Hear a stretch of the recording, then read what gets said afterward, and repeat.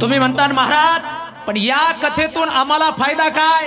7 दिवस आम्ही कथा ऐकू, कथा ऐकल्यानंतर फायदा काय? नीट कान उघडे ठेवून ऐका.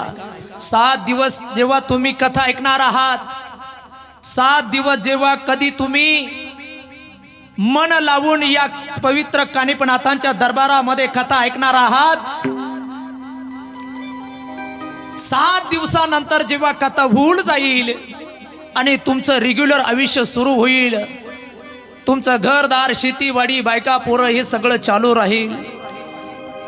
पण भविष्यामध्ये आयुष्यामध्ये तुमच्यावर कधी संकट येतील, तुमच्यावर काही अडीअडचणी येतील, तुमचं कोणतं काम होत नसेल, ज्या वेळेस तुमच्यावर मोठं संकट येईल त्यावेळेस याच कानिपनाथांच्या दरबारामध्ये यायचं आणि कानिपनाथांना सांगायचं, हे कानिपनाथा, अरे 7 दिवस तुझी कथा ऐकली रे, 7 दिवस तुझी कथा ऐकली, आज माझ्यावर संकट आलंय नाथा, दूर करणार नाहीस? 7 दिवस कथा ऐकलंय मी, त्या 7 दिवस कथेचं माझं पुण्य घे आणि माझं काम सार्थक लाव. मी 100% गॅरंटेड सांगतो, या 7 दिवसाचं पुण्य तुम्हाला तरुण नेल्याशिवाय राहणार नाही. प्रत्येक महिन्यामध्ये 2 कथा चालू आहेत. ज्या ज्या ठिकाणी कथा झाली त्या त्या ठिकाणी लोकांना विचारा.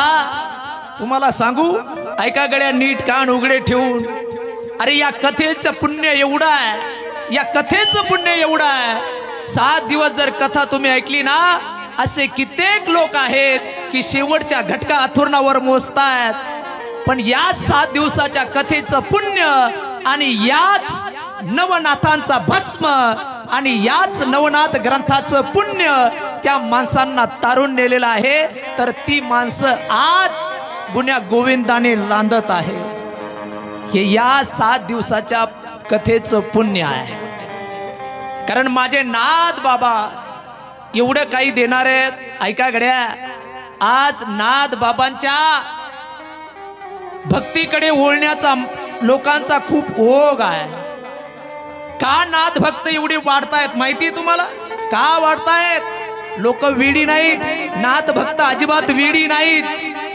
लोक म्हणत असतील की नाही नाही ते नाथांच्या नादी लागलेत, अजिबात नाही. एक गोष्ट लक्षात ठेवा, नाथ भक्तीमध्ये होणारी लोक अजिबात वेडी नाहीत. त्यांना माहिती आहे या समाजामध्ये मला नाथांनी आणलंय, माझं जीवन जे तरुण गेलंय हे माझ्या नाथांमुळे तरुण गेलंय, हे त्या लोकांना माहिती आहे. म्हणून नवनाथांच्या कथेमध्ये लोक येडी झालेली असतात.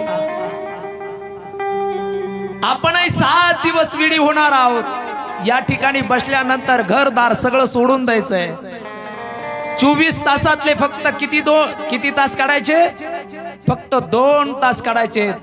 हे 2 तास जर तुम्ही माझ्या नाथांसाठी दिले तर नाथ बाबा अख्खं आयुष्य आपल्यासाठी देतील.